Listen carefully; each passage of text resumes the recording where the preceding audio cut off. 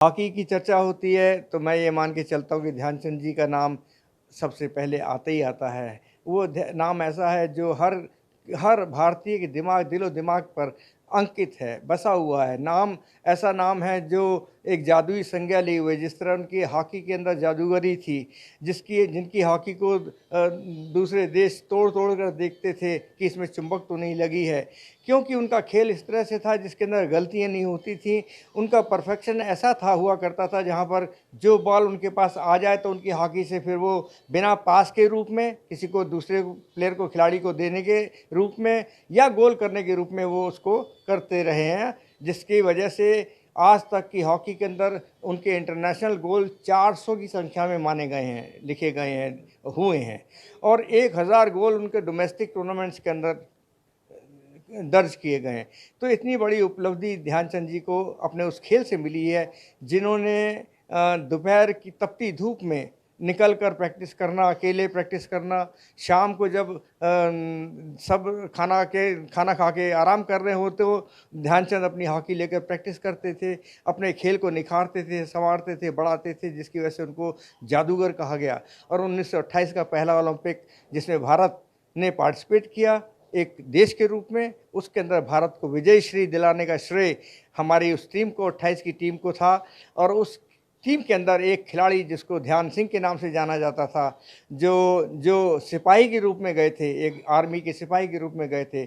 उनका सम्मान और मान इतना बड़ा हॉलैंड के अंदर कि लोगों ने आकर उनको छूना शुरू किया, टच करते थे और उनकी हॉकी को देखते थे कि ये हॉकी चलाते कैसे हैं, ड्रिबलिंग कैसे करते हैं, इनकी ड्रिबलिंग इतनी अच्छी कैसे है। तो ये एक चीज़ वहाँ पर पैदा हुई और नई उभर कर सामने आई, जिसको ध्यान सिंह कहा गया और उनके संज्ञा भी वहीं से मिलनी शुरू हो गई। तो मून की तरह, चाँद की तरह चमक रहे हैं। देश के अंदर आए तो देश के लोगों ने उनको सम्मान देना शुरू किया और ध्यान सिंह से वो कहते हैं ये ध्यानचंद हैं, ये चाँद की तरह चमकने वाला खिलाड़ी है। तो वो ध्यान सिंह से ध्यानचंद बने। तो खिलाड़ी के नाम को बदल कर ध्यान सिंह से ध्यानचंद करना, ये भी ध्यानचंद ने ही हाँ, इस देश को दिया है।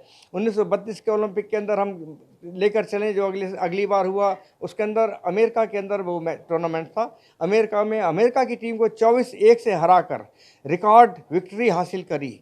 उसके बाद का 36 का ओलंपिक हम मान के चलें तो उस 36 के ओलंपिक में भारत तो था, हमारी सरकार तो थी नहीं, अंग्रेज़ों की सरकार थी, मिनिस्ट्री थी नहीं, कोई ऐसी संस्था ही नहीं थी जो हॉकी को पैसा दें, कुछ करें। तो उन्होंने चंदा करा 36 के अंदर, 1936 में ओलंपिक में जाने के लिए इस देश से चंदा हुआ।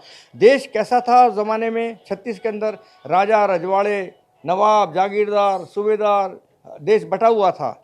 लेकिन उस हॉकी के लिए उस हमारे 1936 में देशवासियों ने अपने-अपने चंदे से एक पैसा इकट्ठा करा गया, जो 52,000 कुछ रुपए इकट्ठा हुआ था, जिसके मिलने के बाद वो टीम गई है। और इस टूर्नामेंट से पहले कहीं टीम जाने का अदरवाइज़ कोई रास्ता नहीं था, लेकिन वो टीम जब पहुँची है हिटलर के देश में, बर्लिन में, उस मैच के अंदर बर्लिन के फाइनल मैच में जिसका मुकाबला भारत का 14 अगस्त को होना था, 14 अगस्त को होना था फाइनल, उस दिन पानी गिर गया उस ग्राउंड के ऊपर और वो मैच हमारा अगले दिन पोस्टपोन हो गया, 15 अगस्त 1936 को हुआ। और हम अगर कहीं न कहीं अपनी 15 अगस्त को जोड़ें तो हमारा दिन जुड़ता है 15 अगस्त 1947 से। तो 15 अगस्त 36 और 15 अगस्त 1947 इधर हम स्वाधीन होते हैं, उधर हमारी टीम हिटलर जिसका नाम ही एक बिल्कुल तानाशाह के रूप में प्रचलित था, उसकी टीम को ध्यानचंद की टीम ने 8-1 से हराया। 8-1 से वहाँ पर उसी के सामने डिफीट दी।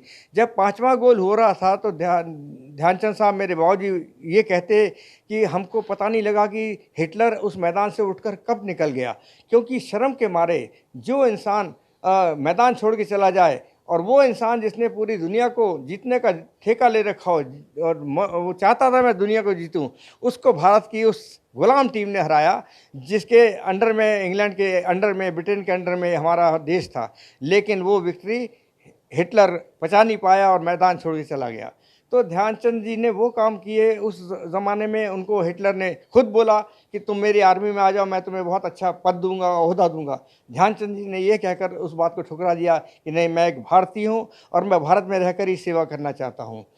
1940 का ओलंपिक जो टोक्यो में ही होना था, अगली बार, अगला 4 साल के बाद होता है, तो 1940 का ओलंपिक सेकेंड वर्ल्ड वॉर की वजह से नहीं हो पाया, अन्यथा चौथा मेडल भी ध्यानचंद जी के पास में ही होता, ऐसा हम मानते हैं। 1944 का भी मेडल हमारे पास में होता, हम ऐसा मानते हैं। 1948 का मेडल हमको मिला हमारे स्वाधीनता के बाद, और जब हम स्वाधीन हुए तो हमारा पहला मेडल जिसमें हमने ब्रिटेन को ही हराया, जिसके हम गुलाम थे।